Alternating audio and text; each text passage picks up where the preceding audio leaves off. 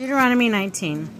Cities of refuge. When the Lord your God cuts down nations whose land the Lord your God is giving you, and have disposed them and settled in their cities and houses, you shall set apart their 3 cities in the land of the Lord your God is giving you to possess. You shall measure this distance and divide into 3 regions the land of which the Lord your God is giving you possession, so that every homicide will be able to find refuge.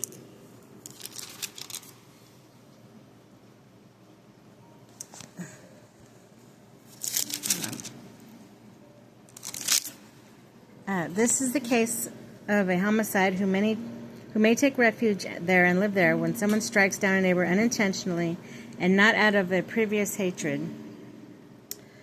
For example, if someone goes with a neighbor to a forest to cut wood, wielding an axe to cut down a tree, and its head flies off the handle and hits the neighbor, or a mortal blow, with such a person may take refuge in one of these cities and live. Should the distance be too great, the avenger of blood might, in hot anger, pursue, overtake, and strike the killer dead, even though that one does not deserve the death penalty, since there has been no previous hatred.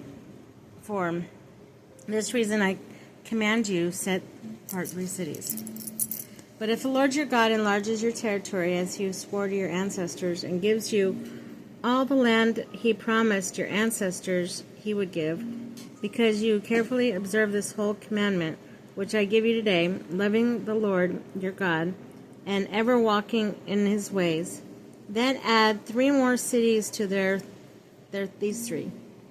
Thus, in the land which the Lord your God is giving you as a heritage, innocent blood will not be shed, and you will not become guilty of bloodshed. However, if someone hating a neighbor lies in wait, attacks, and strikes the neighbor dead, then flees to one of these cities, the elders of the killer's own city shall send and have the killer taken from there, to be handed over to the avenger of blood and slain. Do not show pity, but purge from Israel the innocent blood, so that it may go well with you. Removal of landmarks.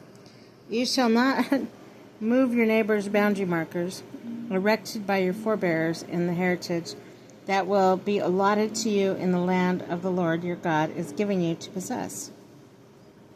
One witness alone will not stand against someone in regard to any crime or any offense that may have been committed. A charge shall stand only on the testimony of 2 or 3 witnesses. If a hostile witness rises against someone to accuse that person of wrongdoing, the 2 parties in the dispute shall appear in the presence of the Lord, in the presence of the priests and judges' offices at the time, and the judge may investigate it thoroughly. If the witness is false witness and has falsely accused the other, you shall not do the false witness just as that false witness planned to do with the other. This shall you purge the evil from your midst. The rest shall hear and be afraid, and never again do such evil things as this in your midst. Do not show pity, life for life, eye for eye, tooth for tooth, hand for hand, foot for foot.